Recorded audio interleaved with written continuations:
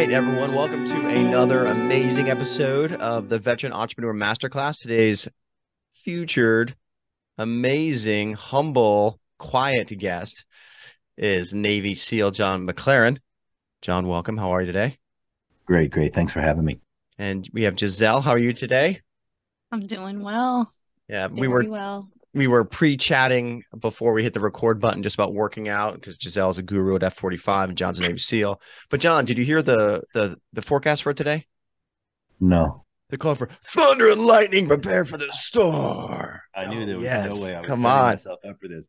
I Come just on. honestly walked into it. I That was wanted to make good. it easy on you, but I was just walking in there. So Oh, it was perfect. I remember going out with my buddy. And we just retired as a lieutenant colonel, but we were dumb lieutenants. Or yeah, we were dumb lieutenants. We would go out in the bars in DC and stuff when we were in Quantico, and we'd find a girl or something like that. Hey, or what was like? We had so many bad lines. It was so that was one of them. That was the forecast one. There's, hey, do you have the number for a veterinarian?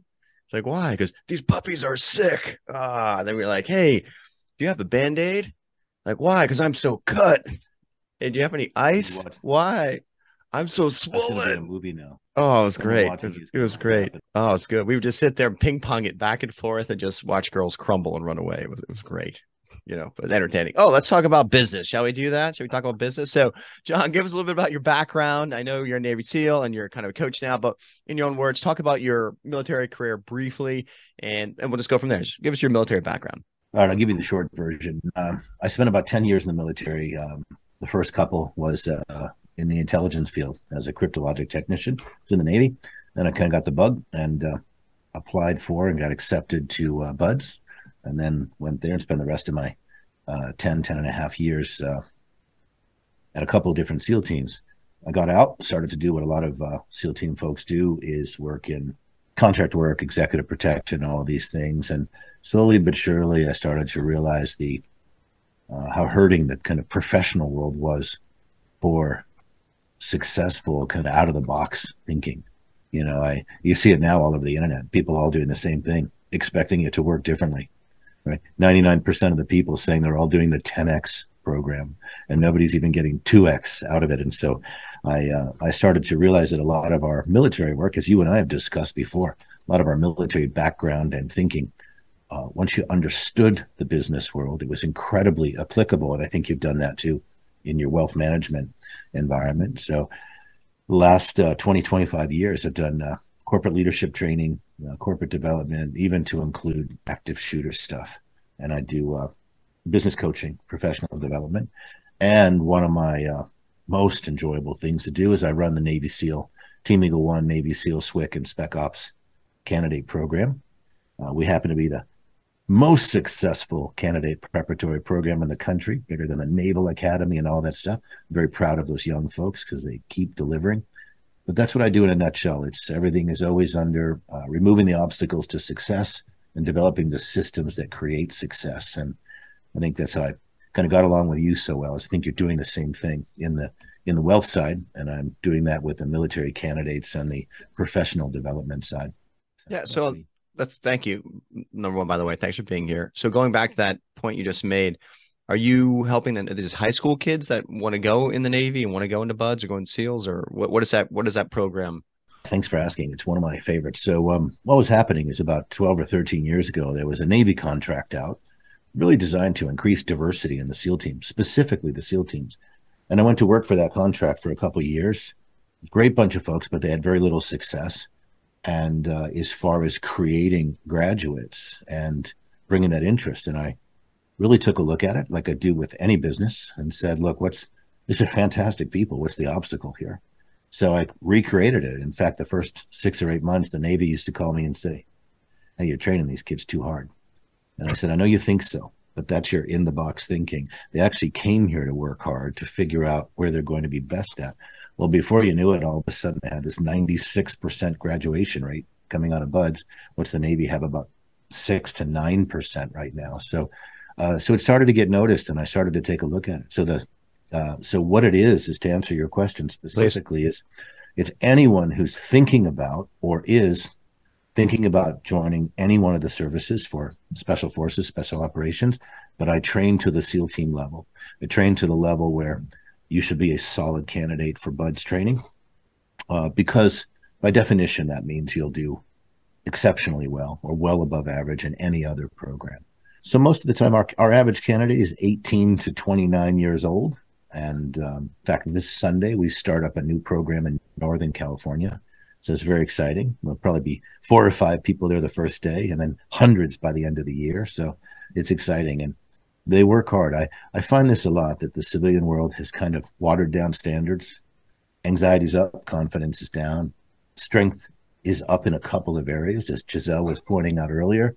A lot of programs are not well-rounded enough to really create a well-rounded, strong person, as like her programs are designed to create. So that's it. It's called Team Eagle One. Team Eagle One. That's cool. I'll have to look at that. So is it a day? Is it like a campus? Is it you show up and work for 4 hours, or work out for 2 hours? Like what is it? Is it a year training program or what?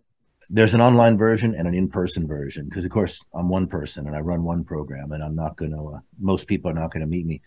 We always have free programs, for one thing. In fact, I always say it's a nonprofit that I run, and I fund myself for the most part. You know about that from all the great special projects. I have no idea what you're talking about. Yeah, exactly. So I know you feel my pain and the satisfaction, but it's a nonprofit we run. So I have an in-person program in California, and then we have the online programs every week.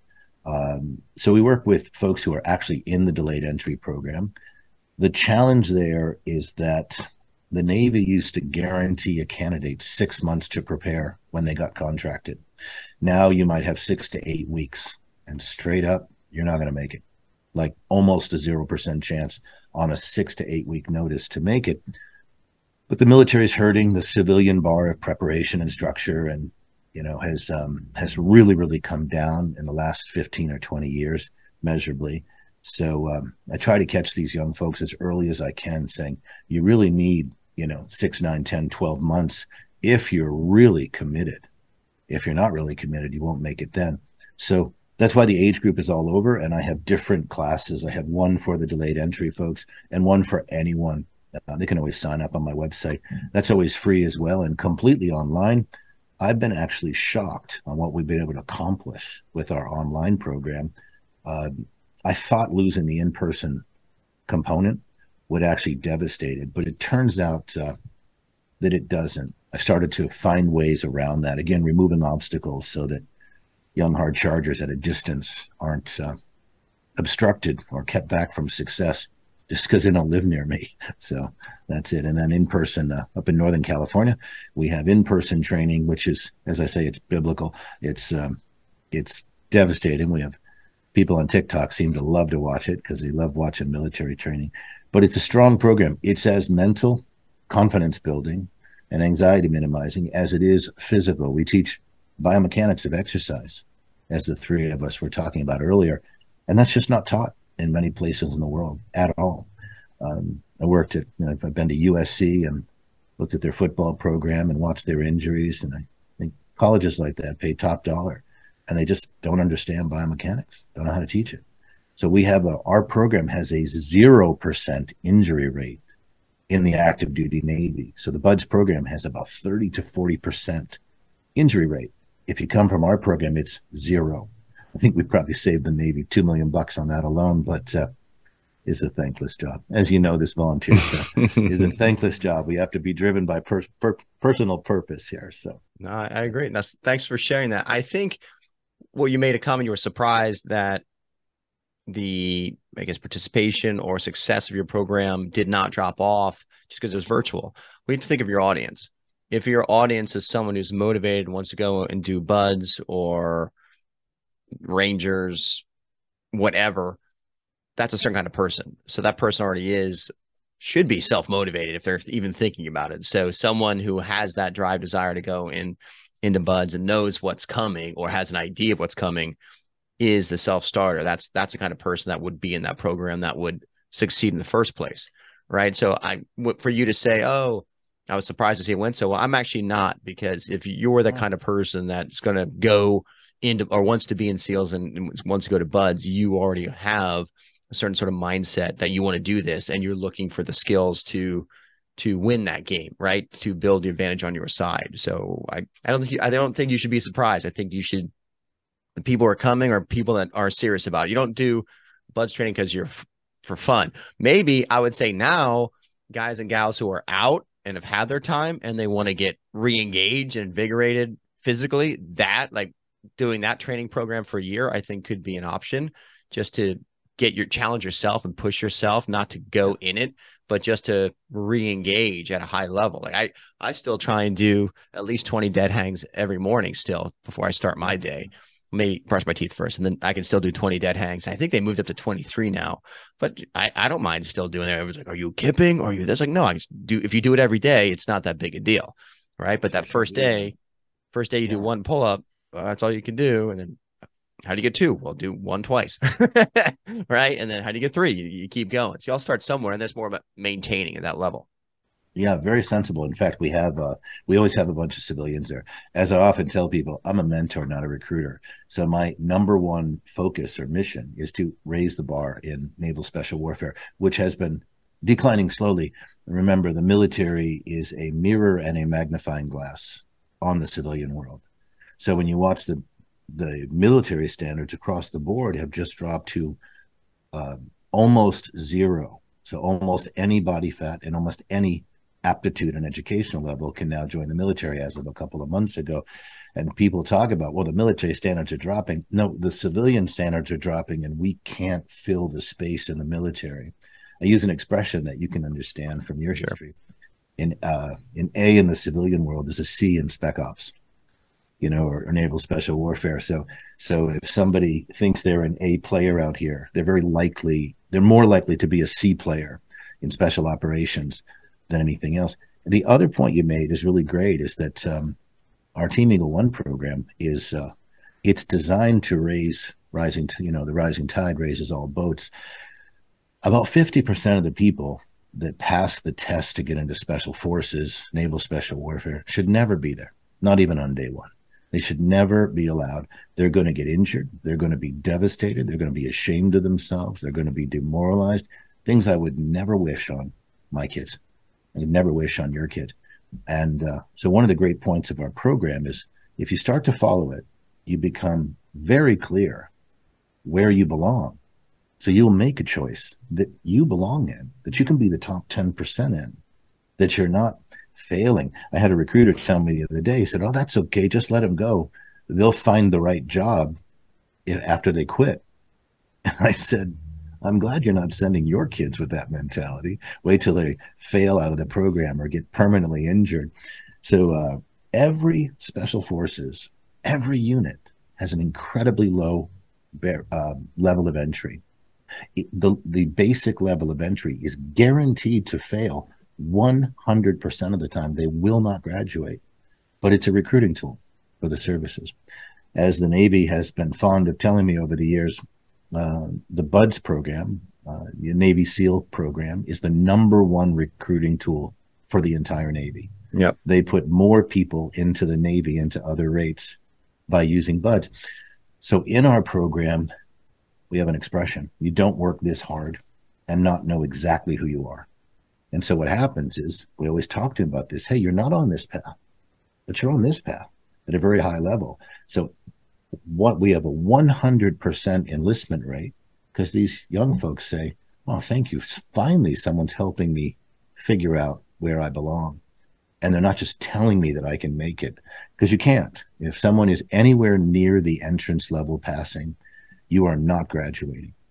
100% of the time, you have a 0% chance of graduating, and you have a 40% chance of getting injured, either temporarily or permanently. But those are recruiting tools for the military. So one of the reasons I do this is to make sure it's not your kids and my kids and our friends' kids who are led down a path that they cannot succeed in. So you'd never see a place like Yale or Harvard do it, because if Yale or Harvard had a 90% failure rate, nobody would go there because their entrance requirements would be so misaligned. But the Navy has it. So I'm off my soapbox on that one. But no, but it makes sense. It makes sense. I heard from someone recently, I think, that the military just can't find bodies right now. They said the qualification standards, Americans, they're fat, they're obese, and they just can't make the basic standards, and they keep dropping just to get bodies, which is a reflection on society.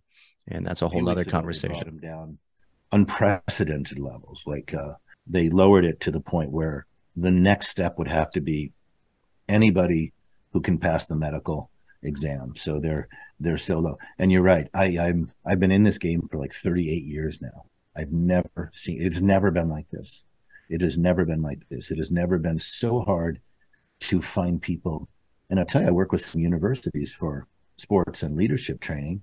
Um, they're having a hard time finding incoming freshmen in college who can meet the requirements to be on the sports teams.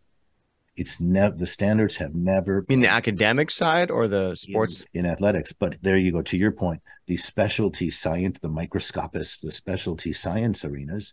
I work with a couple of nursing schools with the professors there. They cannot get nurses to make it through the probation period because of critical thinking and stress and personal stress related issues of the same job. So the top end has bailed during the pandemic and the bottom end. So what we're talking about today is actually systemic and we can measure it. I've measured the graduation rates for 23, 24 years. And because it's somewhat confidential, I won't go into specifics, but it's been a steady decline. And about 5 years ago, just like the nursing schools, just like specialty sciences, about 5 years ago, the rates plummeted. They actually cut down to a third or a quarter of what they were used to. It's a frightening time. So programs, 2018, 2018. Don't think one thing happened there. See, when you track it for 23 or 25 years, you realize it's actually been a steady decline. But I'll explain it like this: if every year there's heavy rains and the foundation is eroding out from under your house, your house is not going to move for a certain amount of years, and then one year your house is going to fall down the hill. And it just was about 5 years ago that the house fell down the hill. People who are politically hot or motivated will say it's because of this. Actually, if you track it for about 23 to 25 years, we've been sliding downhill. So now those people who were in the slide are instructors, and the system has been handed over at 4% less and 4% less and 4% less. So what used to be a 15 or 20% graduation rate is now 4 to 7. At the same standard, if that standard's been maintained. Yeah. So all you can do is what you're talking about. All you can do is drop the standards because you still have the jobs. You still have to put boots on the ground in nursing, in sciences, in whatever. So we just lower the standards because people have said to me, I can't believe the military is lowering their standards. And I said, in place of what? Clothes? What were they they just shut down? They have to fill those. They have to put feet in those boots. So it's a scary time. And I think the three of us, all this stuff we're doing, and another million people like us in their own way are all chipping away at the problem. It's an unwinnable war, but we certainly can slow the degradation of what's happening for all of our young folks who just don't have the critical thinking and problem solving structure and training and education that they used to come out of high school with and definitely came out of college with. Those days are gone. So it's up to these small groups and specialty schools and specialty programs and moments like this, conversations like this that bring awareness to it. Yeah, no, I think you bring up a valid point, and it's in business too. It does permeate, and these are conversations. Giselle is much younger than me. We have these conversations, and it's not dirty laundry. It is what it is. Sometimes she's like, Brett, I don't know what's going on. Just tell me what to do. Right? It's a new skill. Just tell me what to do, and I'll do it. That's the easy way. Military, it's like, here's an opportunity. You try something first, right? You can fail, then you learn. Come back. Okay, here's the objective. Here's the goal. I'm going to try this. It may not work, but at least you're thinking you're trying and you're failing and learning from that failure versus just tell me what to do. And so I don't know when that mindset changed, where that's okay to just tell people what to do. Like, no one wants a workforce of monkeys just doing, or robots. Well, maybe they want robots and they just pay them a certain amount and buy them and they never have to pay them again. There's no break. That's a whole nother conversation. But critical thinking and thinking through problems and thinking or knowing how to think. That's because that's what university used to be. The purpose of university wasn't to really learn a skill set. There's a trade school that gives you a specific skill set. I always view, especially undergrad, you're learning how to learn. You're learning how to learn. So you can take a class like Psychology 101. All I think I remember is like Maslow's hierarchy of needs and I just Pavlov's taught a dog. class on it last night. Okay. Last night, I pulled out Maslow's and said, let me show you how leadership is created. It's actually the baseline of Maslow's. Leadership skills or traits are an intended consequence of those efforts. So I teach the neuroscience of leadership and the small behaviors that a company would have to take to increase retention, profit, performance, all those things. And as you just said, it's just science. It's just chemistry. It's just chemistry. There's no matter. There's intake and hierarchy. It's just straight up chemistry. So I love it. I just pulled out Maslow's and did a class on it for a group last night. Awesome. Well, that's all I remember from Psych 101. Maybe that's something else. But so with that, the main thing was, hey, here's a skill set. Okay, I can learn this particular bit of information or knowledge, whether I use it or not, doesn't matter. I learned it, and I know it. Can you apply it? So then you can, once you have those skills on how to learn something, you can learn anything. That's really what entrepreneurship is, really learning how to learn. And then you have an opportunity. You see an opportunity. Then how do you take your skills of learning to take that opportunity to help solve some problem? That's all business is. All any business is solving someone else's problem.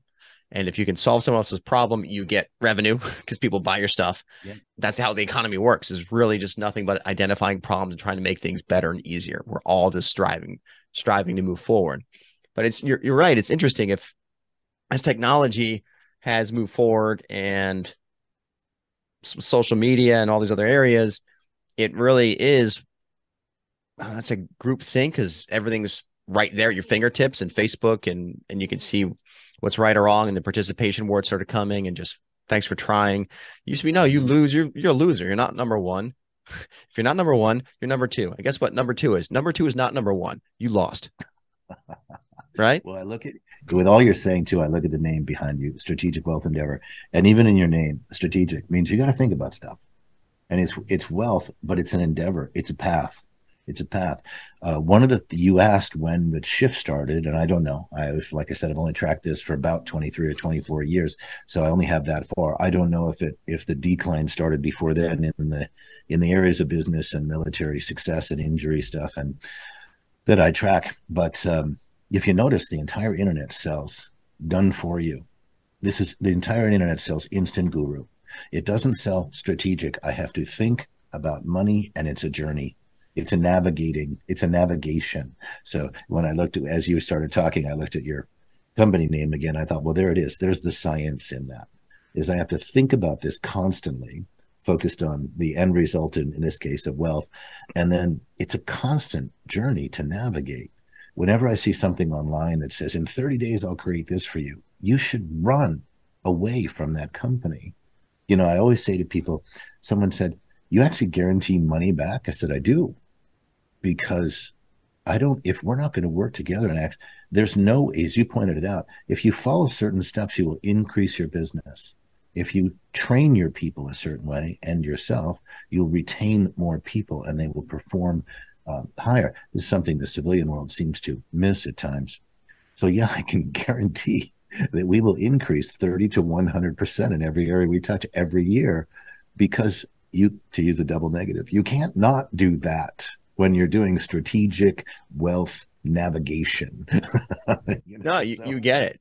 You get it. So I appreciate that. Number one, you have no idea how much time and thought actually went into the name of the firm for that very reason. We did a rebrand last year. It was my name. It's not about me. You don't come to work with me because of me.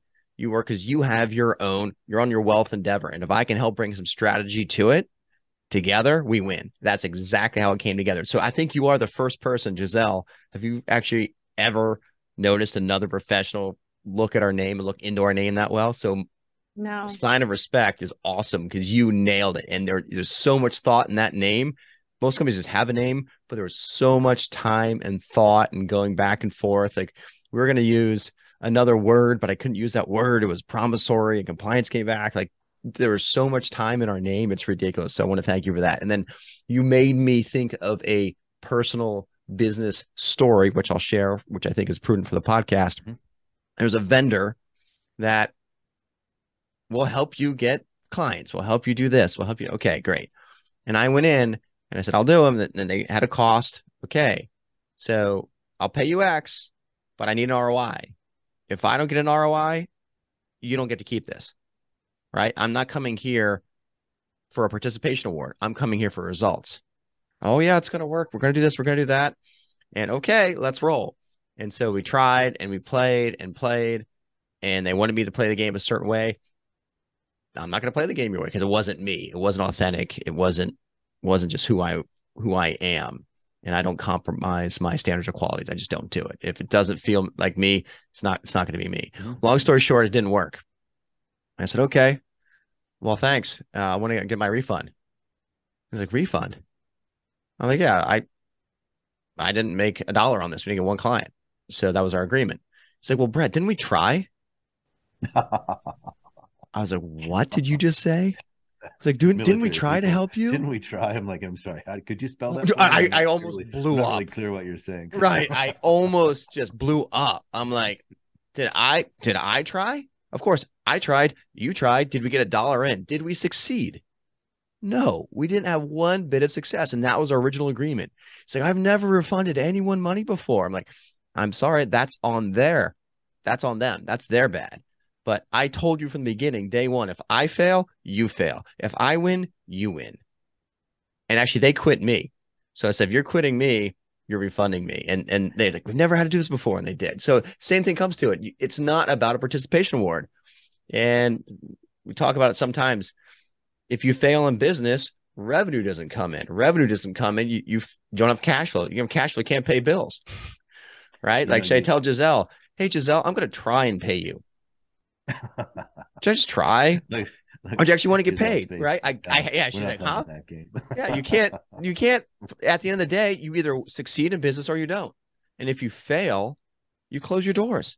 Right? So I have found something. I think I put a post about this or a blog post about it the other day saying, I'm 56. I grew up in a world where when you called a huge company, you were like, okay, it's so good. It's so great. They're a big company, publicly traded. They're going to solve my problem. I'm going to get a real person. They're not going to just profusely apologize to me. And now I said, we're in a world where I think, oh crap, it's a publicly traded company. They'll never solve my problem. And they're going to have 3-4 levels of bullshit before I get to someone who's going to profusely apologize, wonderfully kind. I'm already losing my mind, and they won't be able to solve the problem. Remember the time where they said too big to fail? I said, actually, if you look at neuroscience and the science of business, they're too big to succeed anymore, but they can still make money because they're dominant marketing position, even though they're collapsing.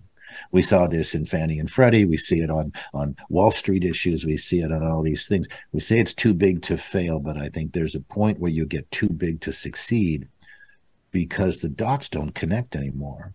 The other thing I found that I think speaks to you and I, because we're smaller and medium businesses, is the more polished your front end is, the fewer deliverables they actually come through with. And that's heartbreaking. Because I grew up in a world where salespeople were horrible. Now they're smooth as silk, super kind. They take their time, but nobody can deliver the product that they sold you. So I have kind of a general bias that says, if they're too smooth up front, and there's what I call the house always wins guarantee, we'll work with you for free until you win. That is like inviting your ex-wife to come live with you and calling it a win. Is to say, all right, because we still have to know each other, just move in. The worst relationship of your life is the business that didn't work out for you. And their guarantee is we'll work for free with you until it succeeds. Who would do that? Who would voluntarily walk into that nightmare? But it sounds like a great guarantee. I call that the house always wins guarantee, because the customer cannot win in that environment, because who wants to work with a company who doesn't produce for longer than they actually paid for? So regarding just your business now moving forward, what are you seeing from most of your corporate clients? What is the number one challenge or issue you're seeing that they're faced with that they're engaging you to help them solve? I think that's a great question too, because I have found, and I'm fond of saying, that no great quarterback would think they should coach the team. And so I think one of the biggest challenges corporations face is they assume that the quarterback and the coach is the same position, and they're the quarterback. And so what happens, I always say, I joke and always say I'm a business breakthrough ninja because, but it was originally called strategist. Well, because the idea is you ever watch someone else's chess game and you say, oh, I see the two moves that would change your whole outcome. Again, I mentioned earlier that I teach the neuroscience of leadership and behavior. It's impossible to coach your own game. I'm always sitting in mentor groups and classes and everything because hearing them is different than me organically thinking it. And I spend a lot of time, as you both do, we spend a lot of time thinking about problem solving and everything. So I really want to hear it.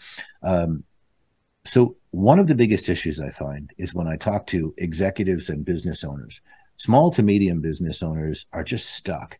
They're stuck in the middle of the worst or the most chaotic football game of their life. So it's impossible for them to coach. And then when I work with larger business, where the hundreds of millions to the billion-dollar business or above, what happens there is no one can connect the I's and dot the T's. The standards have dropped so low in consistency. So I talked to a corporate owner the other day, and he said, I said, look, let's take a look at your people first. And he said, why would I do that? I'm interested in profit. And I thought, there you go. That's the single greatest thing I run into is I have to phrase the conversation differently. I wrote it down this morning, actually, unrelated to this for a class I was doing, is that we have people, performance, and perception equals product profit. They'll call that the same thing, product and profit. But if I'm not training my people to function at their best, so I don't mean, we used to hear Jim Collins say, oh, put the right people in the right seats on the bus. It doesn't matter what seat they're in if I haven't trained them to be highly functional apex predators in that seat. If that's what that seat needs. Yeah. In fact, about 18 years ago, I started to look. I was in an airport. I used to travel around all the time and do so much leadership stuff. Plus, I do at that time, a ton of domestic violence work, stalking work, personal protection work. So I was always in airports. And have you ever been in an airport and you looked at the bookstore? There shouldn't be a problem, personal or professional, left, because every issue is answered in the airport bookstore. Those authors are amazing. They're super educated. They truly, when you read it, you think we should all be rock stars, every one of us, but we're not.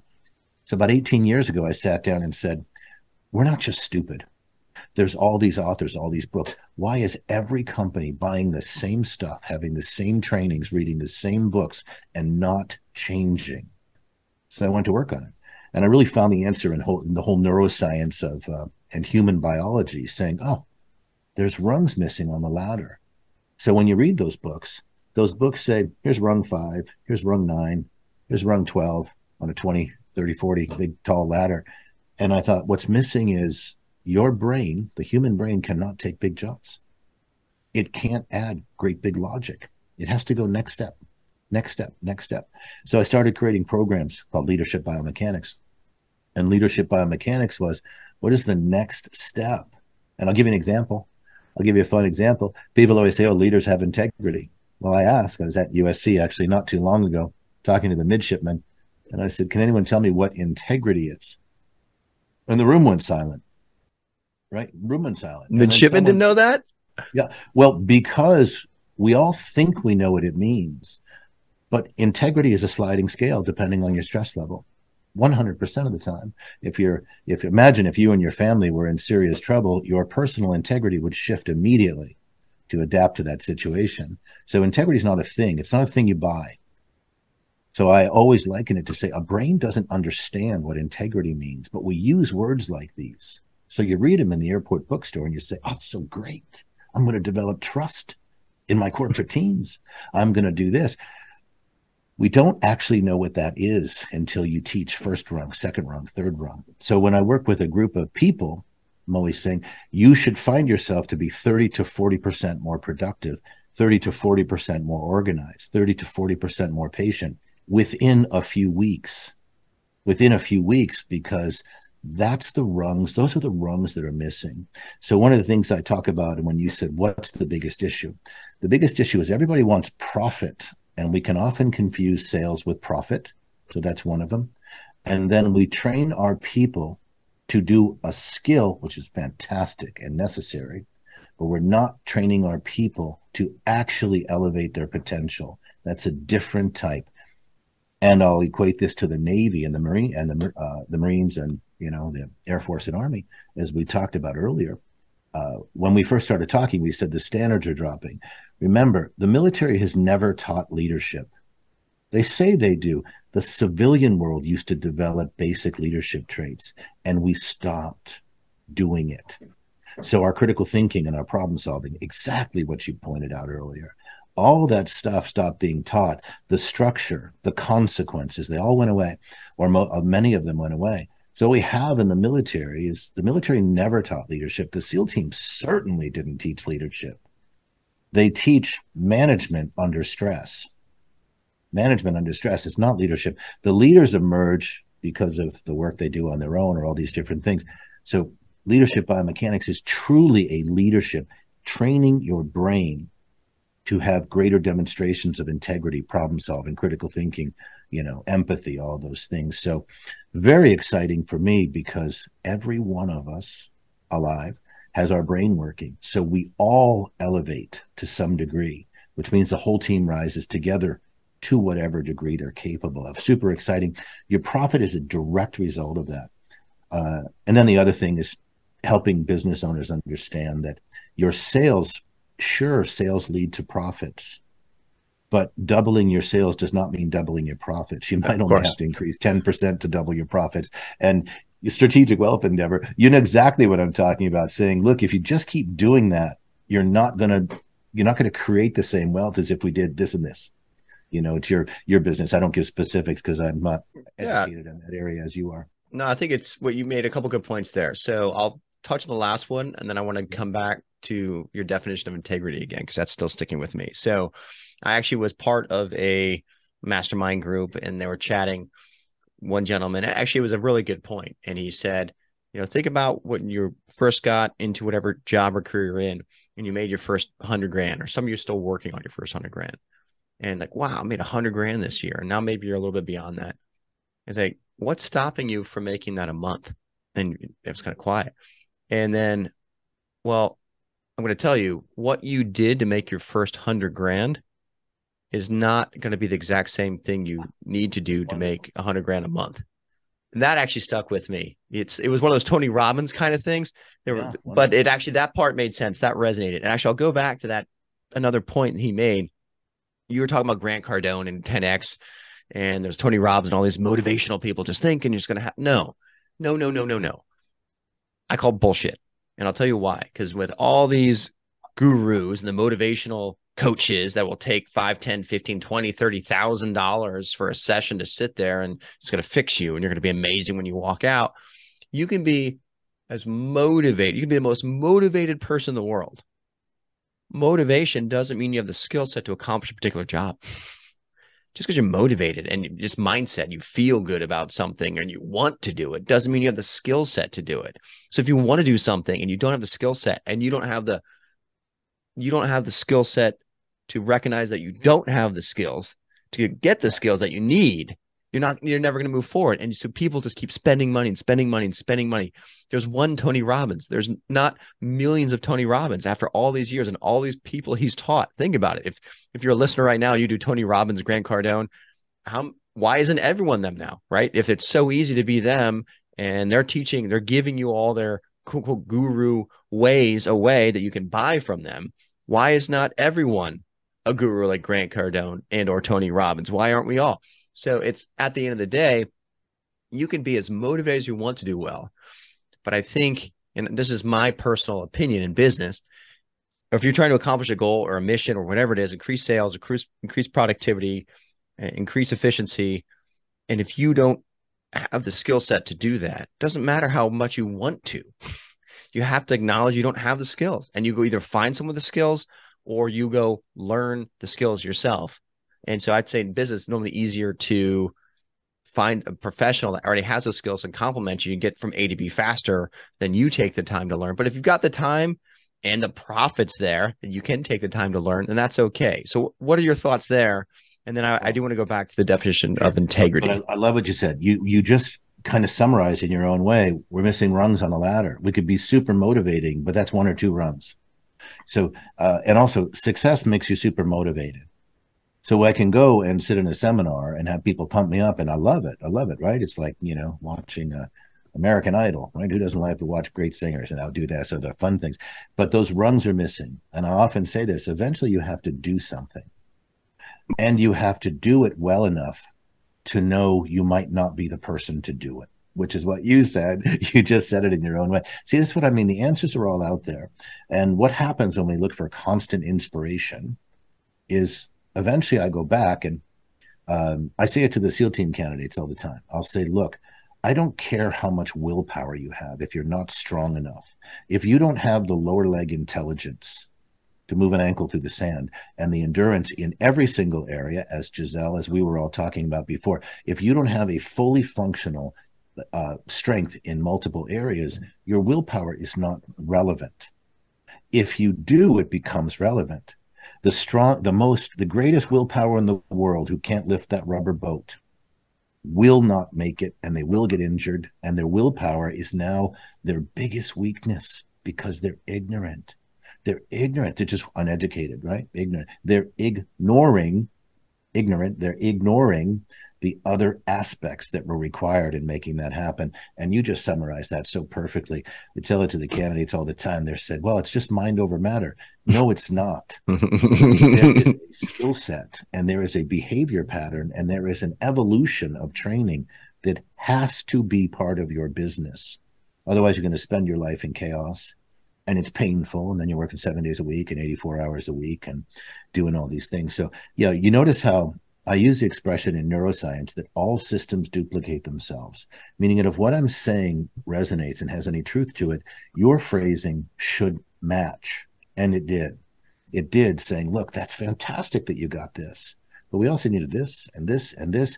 And I needed someone who was better than me at this. And so I couldn't go, oh, look, a squirrel, and focus on that for 8 weeks. I needed to hire someone or match up with someone. So training your people to unlock their potential, to fill up the rungs in their ladder is one of the most, one, it builds retention. Remember, I say to corporations, if your people leave, you want it to be because they're going to succeed at such a high level that you are the Yale and Harvard and MIT that produced them. Because there is no better recruiting tool than to shove out people who are functioning at that level. If someone leaves, it's because the only position left for them was to start a company just like yours, because there was no hire. And then you become this business card. And they do, over a year, they develop this place that says, if you leave us, you're going to be so highly sought after that we have become the place to work, which means we get the top talent for little effort and all those things. So really amazing. Again, if we look at the neuroscience of leadership, what's happening is the human brain, I say this all the time, the human brain is designed to be average or just less than average. It is designed to say, if you don't do what Brett just said, if you don't take your willpower and your motivation and surround yourself with the right people and the right learning and constantly learn, and then find people who are better than you to take up space as well and do things, you are constantly going to move towards average or less than average. Our brain is first fear-based. We train it to be positively critical thinking, problem-solving, empathy-based. And that is probably one of the most misunderstood concepts in business. People open their business, build their business, and run their business as a fear-based limbic system training response. You can't create. Your IQ drops up to 30 points. Your problem solving, critical thinking doesn't exist anymore. It just goes dry. So we end up running off of anxiety. It's all solvable, by the way, because our brain does what we train it to do. It's true. Exactly, it's very true. Well, that's why in the military, it's like you will train as you fight, fight as you train, right? So if you train, you're not in a stressful situation, you're just reacting. You're not even thinking, you're just executing. So two practical little stories here from our little firm that resonate when we were just chatting.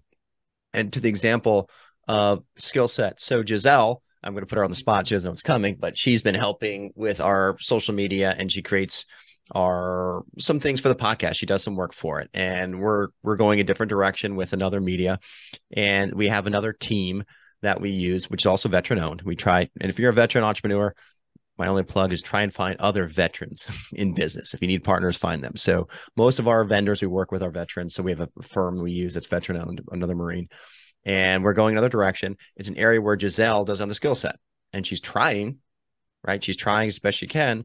We're like, okay, we can take the time for you to learn and kind of figure it out and try, or we have the experts do what the experts do, and we watch and learn. So we'll let them do it. We watch. And then it's the next time we have the skill set and the expertise to try our own, and we should be at that level or higher. Which, for Giselle, it feels like we're taking something away, right? And not saying you can't do it, but like let's watch the experts go first. Let's just lead by example. Let someone else who really knows go and see what happens there. And so we're in that right now.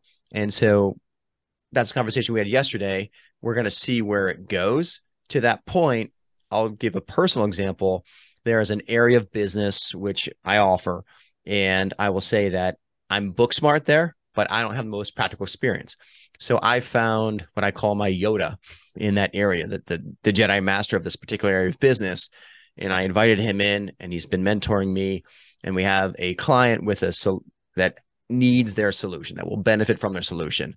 And I just said, look, this isn't my expertise. I've been doing this 20 years. I haven't done this for 20 years. So I'm going to bring in my Yoda to run this meeting. I'm going to watch and learn. And so Yoda came in, and Yoda did his thing, and Yoda has his style. I have my style, and the meeting was okay. And then we have another client which could benefit from a similar solution. I said, I'll run this meeting. And actually, I originally wanted to have Yoda there, but Yoda had to go golf. Yoda couldn't be there. It was a weekend call. And it's like, I'll run it solo. And so I just took my notes from watching what Yoda did the first time and saw the material, and I went through it my own way, made it my own. And I presented, did my part, and killed it. I absolutely crushed it. And then I was looking at what happened the first time with Yoda. Like, if I would have done it my way, now that I know, like, Yoda wasn't as impactful as I thought Yoda was going to be. And so that's, for me, I learned. I know how the skill set, but I watched an expert do their thing first, looked at the good, looked at the bad, tweaked it to make my own better. You always look at the good lessons, learn from the bad ones, and then improve from there. Just like my parents, I'll say humbly, my mom smoked cigarettes. I'll never smoke cigarettes. My dad drank whiskey. I'll never drink whiskey, because it's certain, you learn from the bad and don't do the bad, but you take from the good. And that's okay. So like, I'm hoping as we go through the same process, and Giselle's going through this, when we have this new medium, she'll see what they do. Okay, first time they got draft one, but anytime after that, Giselle's going to see how they did it. Then she can take what they did well, own it, love it, live it. What they didn't do well, get rid of it. So our next version is even better than what they did. So what you just shared, I'm trying to think practically how we apply that in business. Those are just two examples right there. Yeah, and I love it. There's a great neuroscience researcher, and I wish I could remember his name right now, but sometimes to do a podcast, I'm get a little bit focused since I'm not a TV person. And one of the things he says is, if I've done my job, you should know less when we're done talking than you did when we started. Because, and this was my own transition, and working on neuroscience things for so long, is now when your brain, here's a very interesting thing, when your brain thinks in terms of right or wrong, that's your fight, flight, or freeze system. So if I'm thinking you're absolutely right, well, that's kind of an enthusiastic version of fight, flight, or freeze. I'm mixing some chemistry there, but whatever, there's no test on it later. And if I say, oh, I totally disagree with that, then now I'm definitely activating my fight, flight, or freeze system. I'm promoting it. It was activated anyway.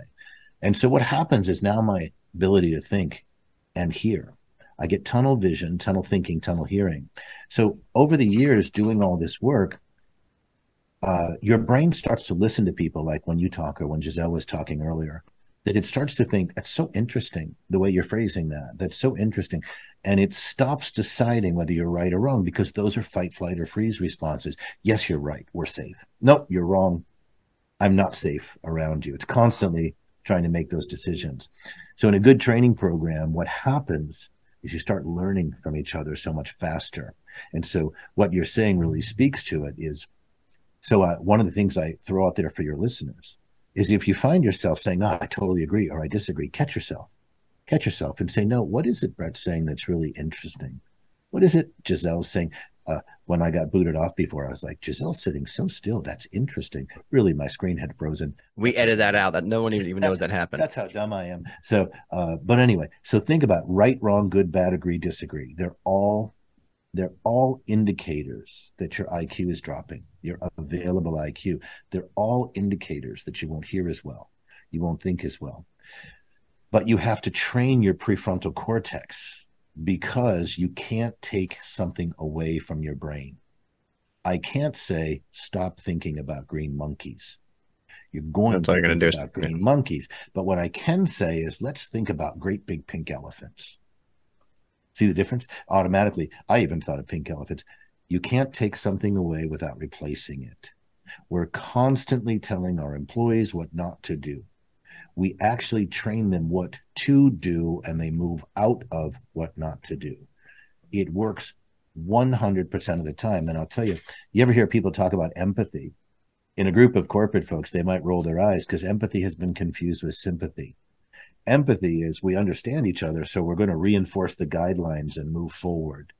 Or one of us leaves. Whereas sympathy is we're going to drop the standard. So I always say that when I see the eye rolls with empathy, or like we talked about earlier, integrity. Actually, I want to go back there. There. So finish your point, and then we'll go back to integrity. How your brain understands it. So one of the first things I'm always working with business owners, and that's why I love working with military people. We have all learned to function in fight, flight, or freeze very, very well. We are highly trained negative chemistry organisms until we're not, until we're drinking too much, or until it's your third or fourth marriage, or until the company's dissolved, or all those things. Well, so is everybody now, because we have news constantly trying to pit us against each other, politicians. If people got along like the news said they did, we'd all be at 7-Eleven shooting each other every single day. Humans get along so much better than the news would let on.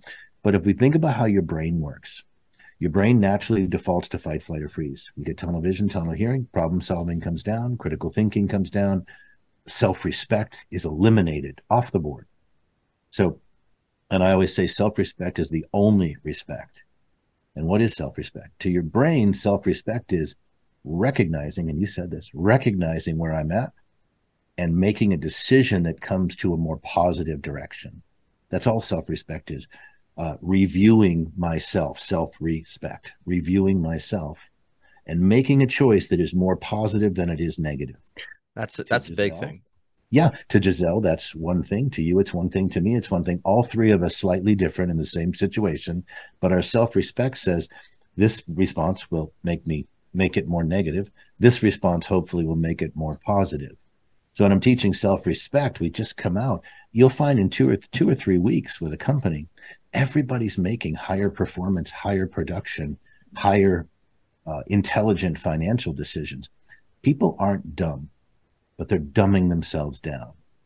They're actually really brilliant, but our limbic system wants to dumb us down. Why? It's super smart.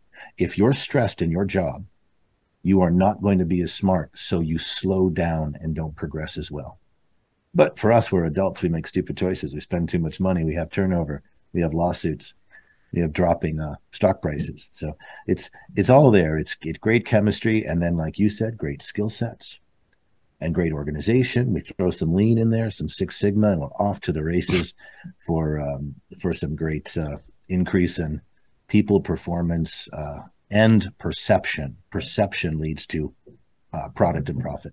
Yes, it does. But I want to go back to one thing before we wrap up the sessions. And this has been great, by the way. A lot of introspective and self-analysis as you're sitting here.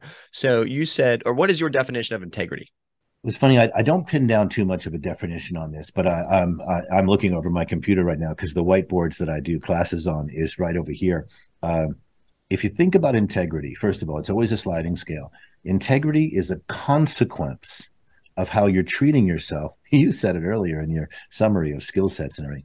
Integrity is actually raising your integrity as a consequence of how you're treating yourself, what your personal discipline is, and what you're learning to make things more progressive and safer.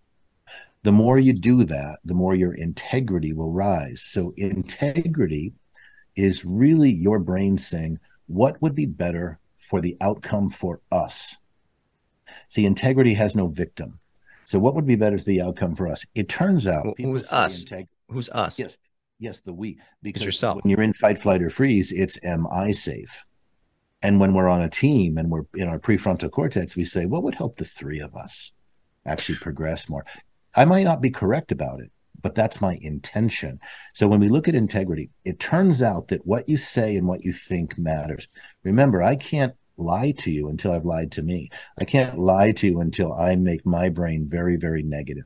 I can't insult you until I go very, very negative and hostile in my chemistry. So the damage is done just because I wanted to. I just projected it on you so you could help me end the relationship. So integrity is a sliding scale. It is a consequence of how you're treating yourself and how you're learning.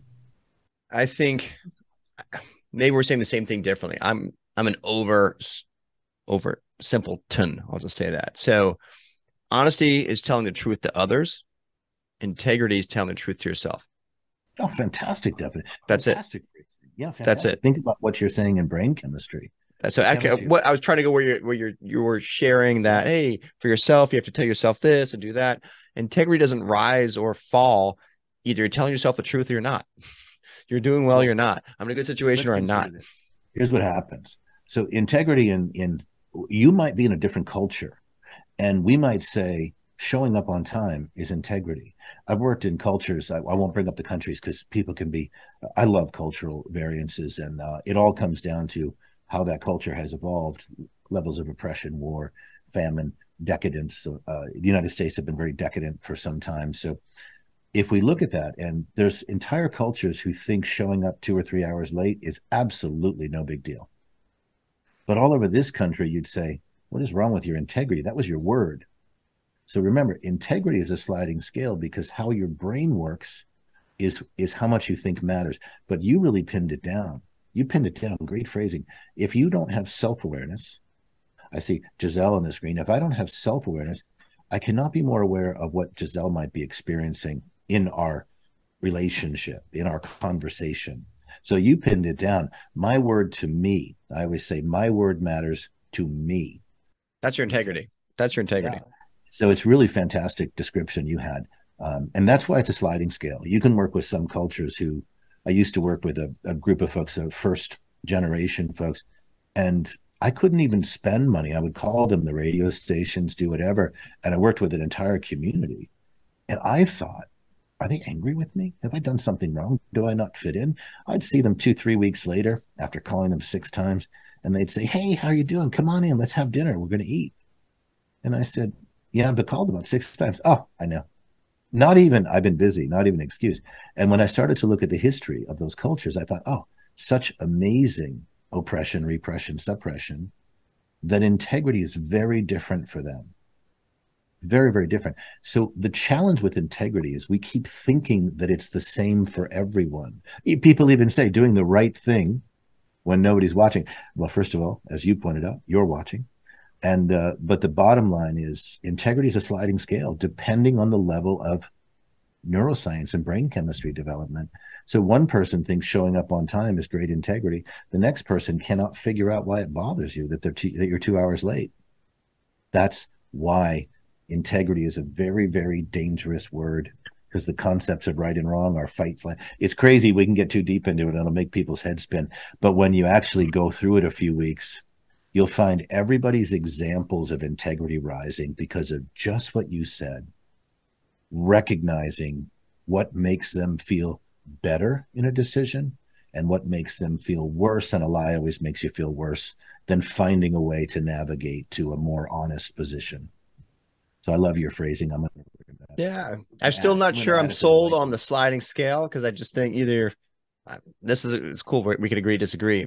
Either you're telling yourself the truth. If you think if I can be late by 2 hours, and if you think being 2 hours late is fine, and that's in your society, that's a cultural norm, and that's okay, and you're not lying in your mind to yourself or anyone else. Like, if be here at 10 o'clock, and that actually means in my culture I have until noon versus 10.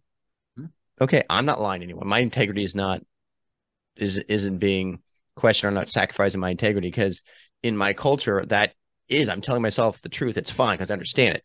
If it culturally you're supposed to be 10 minutes early to everything, okay, and you know in your mind that you're supposed to be there 10 minutes before, and you got there 5 minutes before. So in your mind, you know you're late, and you say, "Oh yeah, I'm early. It's fine." But you know, then you're lying to yourself. Then you don't have integrity. So you may be there before the actual deadline, but if the culture says you're supposed to be there 10 minutes before, and then if you know what's right, and you choose to lie to yourself or others about it, then if you lie to yourself, you're lacking integrity. And if you're lying to others, then you're just a liar. You're not honest. Yeah, I love your description. The reason I say it's a sliding scale, because your description is fantastic, and it's so supported in neuroscience. It's right on there. We're not agreeing to disagree at all. By the way, that's a fight, flight, or freeze response. But what we're actually saying is, I love what you're saying and how you're phrasing it. You're saying, but once those two cultures mix, we start to accuse each other of an integrity problem. Now, let me give you where it's a sliding scale. We have integrity, and we'll say, I won't steal from this store. What if 3 months from now, you and your family are starving? That's what I mean by sliding scale. Depending on your level of stress, depending on your level of confidence, which is, I lowered my anxiety by increasing my confidence. They are oppositional chemistries. So what I mean by sliding scale is the thing that I would say is the right thing to do now is situational. In 3 or 4 months, we could be, in the zombie apocalypse and all of a sudden be doing things that today we would say, I wouldn't do that, because my today self wouldn't do it. So when I say it's a sliding scale, I mean situationally. The more we slide across the scale of more positive or more negative, our personal integrity shifts. And we'll be doing things, to your wonderful phrasing, because I felt like I should and it was necessary. And in that respect, this is why I love your phrasing. You're not lying to yourself. You're saying, Yeah, in that instance, if I have to eat or die, and if I have to steal, all right, I'm going to steal. Period. And but I'm telling myself, so I have integrity. I may be a thief, but I'm a thief with integrity because I'm telling myself the truth. Sliding scale, exactly. I'm so with you on this. I wouldn't say it's a sliding scale. I still don't see it. I understand what you're saying, and it's fantastic. Is that as long as I'm telling the truth, now multiply that by 7 billion people, and we have a problem with the word integrity, because no two people are doing the right thing according to each other. And well, that's a different dynamic. That's a different dynamic. Yeah. That's why. So everyone can be living with integrity in their own sense, right? Everyone can be telling the truth themselves all the time. They can be. How it's perceived by others is different. Why I add people performance and perception. Right. My son has special needs. Exactly. My son has special needs. We'll end it with this. He will sit there sometimes, and Giselle would witness it. He'll sit there and he'll just close his eyes, and I don't know what he sees or what he's thinking. He is having a great time. Like, he's just happy. He's just kind of swaying, and something's there. I don't know what he sees, but he's seeing something. I don't see it, but he does. So that's his reality. That's his integrity. That's whatever he sees or feeling or experiencing is 100% real to him. I don't know it. I can't see it. It's not my integrity, but that's his. And who am I to take that away from him? So I still think I could see culturally, the view or perception of someone else's integrity may be different than yours, depending on the situation. But no matter what, if you're telling yourself the truth, that's your integrity, I think. And then no, it's wonderful. It's wonderful and would be super science supported. So let's go back to our original statement. How you treat yourself and how much we're learning is the only thing that starts to bring our integrities more in alignment. Because if one culture is doing this and 1 year you're starving and the next year you're not. So what you're saying is, again, people get caught up in agree to disagree. If you listen long enough, everybody's on the same path. You're just describing it in your way. And I loved it, because what you're saying is, no, it still resonates with me. And yet, so there's 3 of us here. And what we're really doing is saying, what's the training and performance and treatment of each other so that we resonate close enough to each other where our integrities are in sync, even though they're not the same. Yeah. So your phrasing is fantastic from a neuroscience perspective. It's wonderful. And when we talk about sliding scales, we're talking about the foundational.